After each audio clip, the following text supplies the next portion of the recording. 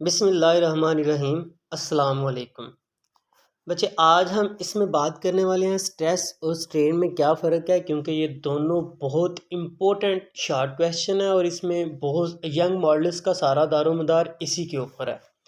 चलिए देखते हैं कि स्ट्रेस क्या होता है।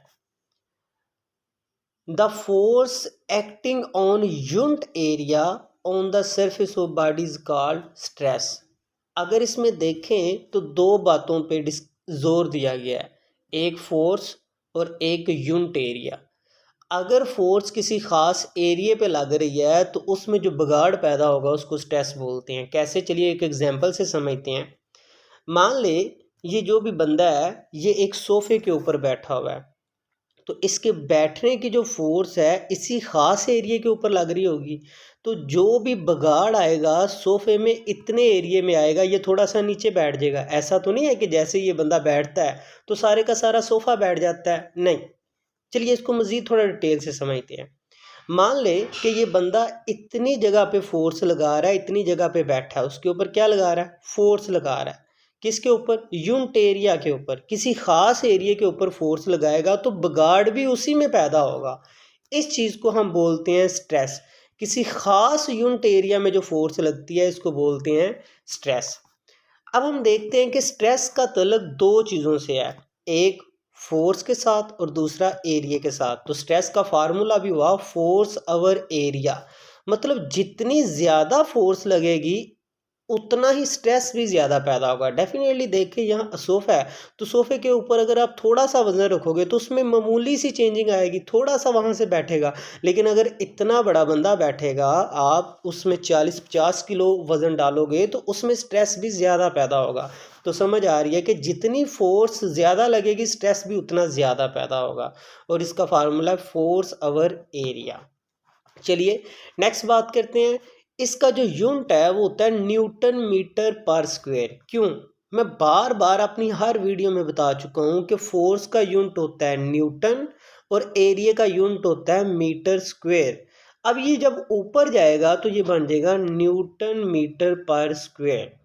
तो होप सो यहाँ तक आपको इसका यूनिट की भी समझ आ गई है और इसके फार्मूलर यूनिट की भी समझ आ गई है और इसकी डेफिनेशन की भी समझ आ गई है। नेक्स्ट हम देखते हैं कि हमारे पास कौन सी डेफिनेशन है, स्ट्रेन। तो स्ट्रेन में क्या बताया जा रहा है? A comparison of such a change cause by the stress with the original length volume shape is called strain. चलिए इसे समझने की कोशिश करते हैं। यहाँ हमें ये बताया जा रहा है कि हम कंपैरिजन करेंगे किस में? जो चेंज होगा किसकी वजह से हुआ है? स्ट्रेस की वजह से। डेफिनेटली वो तो हम इधर भी देख रहे हैं कि जब यहाँ स्ट्रेस लगा रहा था ये बंदा तो सोफे में थोड़ी सी चेंजिंग आई थी, थोड़ा सा वो नीचे बैठा था जितनी जगह पे ये फोर्स लगा रहा है। हम किसके साथ कंपैरिजन करेंगे? करना क्या है? कंपैरिजन, लेकिन किसके साथ? ओरिजिनल लेंथ के साथ। चलिए मैं इसको बहुत डिटेल के साथ आपको समझाने वाला हूँ। मान ले यहाँ पे हम ये बोतल ले लिया, अगर आप देखें तो ये ओरिजिनल बोतल है। जब इसके ऊपर कोई फोर्स लगी तो उसकी शेप चेंज हो गई। तो यही तो बता रहा है कि स्ट्रेन में वॉल्यूम भी चेंज हो सकता है, स्ट्रेन में लेंथ भी चेंज हो सकती है और स्ट्रेन में शेप भी चेंज हो सकती है।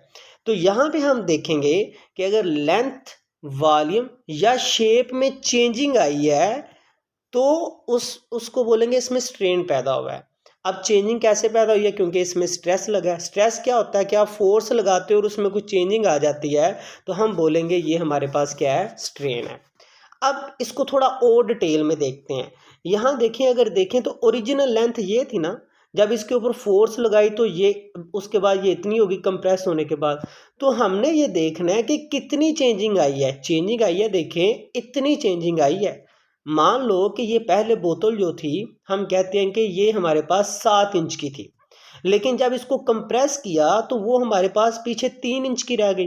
तो हमने ये देखना, पहले 7 इंच की थी अब 3 इंच की। जब 3 इंच को 7 इंच के साथ कंपैरिजन इसका किया तो पता चला 4 इंच का फ़र्क आ चुका है। ये जो फ़र्क आता है कंपैरिजन करने के बाद इसको बोलते हैं स्ट्रेन। चलिए अगर नहीं समझ आई तो मज़ीद डिटेल से देखते हैं। स्ट्रेन का हमारे पास फार्मूला होता है चेंज इन लेंथ या हमारे पास वो वॉल्यूम हो सकता है या हमारे पास शेप हो सकता है। नीचे ओरिजिनल, अगर लेंथ की बात कर रहे हैं तो नीचे ओरिजिनल लेंथ आएगा, अगर वॉल्यूम ऊपर लिखेंगे तो नीचे फिर ओरिजिनल वॉल्यूम आएगा, अगर हम ऊपर शेप की बात करेंगे तो नीचे शेप आएगा। क्योंकि स्ट्रेन जो होती है वो लेंथ में भी चेंजिंग कर सकती है, उसकी शेप में भी चेंजिंग कर सकती है और उसके वॉल्यूम में भी चेंजिंग कर सकती है। अगर सिर्फ और सिर्फ लेंथ में चेंजिंग हो रही है, लेंथ उसकी बढ़ रही है या उसकी लेंथ कम हो रही है, अगर सिर्फ और सिर्फ लेंथ की बात होगी तो इसको बोलेंगे टेंसाइल स्ट्रेन। और इसमें सिर्फ और सिर्फ ऊपर आएगा चेंज इन लेंथ और नीचे आएगा ओरिजिनल लेंथ, फिर वॉल्यूम और शेप ये हमारे पास नहीं आएगी। ये टेंसाइल स्ट्रेन का भी जिक्र हो गया। स्ट्रेन और टेंसाइल स्ट्रेन में सिर्फ इतना फर्क है कि यहाँ लेंथ का जिक्र होता है। लेकिन चले, मैंने लेंथ की बात ऊपर बोतल वाले में भी आपको क्लियर कर दी, लेंथ की बात इन दोनों में भी क्लियर होगी, शेप की भी ऊपर आपको समझ आ रही है। ये वॉल्यूम वाला क्या सीन है, यहाँ एक एग्जाम्पल से समझते हैं। ये रहा जी वॉल्यूम, एक बॉक्स था, उसको चारों तरफ से पकड़ के थोड़ा छोटा कर दिया तो देखिए उसका वॉल्यूम भी चेंज हो गया। तो हमें यहाँ क्या समझ आई है, हमें यहाँ ये समझ आई है कि जो स्ट्रेस है वो डिपेंड करता है फोर्स और एरिया के ऊपर। जितनी जगह पे आप फोर्स लगाओगे उतने में ही बिगाड़ पैदा होगा। और जो हमारे पास स्ट्रेन है इसका यूनिट भी कोई नहीं होता। अब यूनिट क्यों नहीं होता, यहाँ देखें, अगर ऊपर भी लेंथ होगी नीचे भी लेंथ ही होगी तो वो कट हो जाएंगे।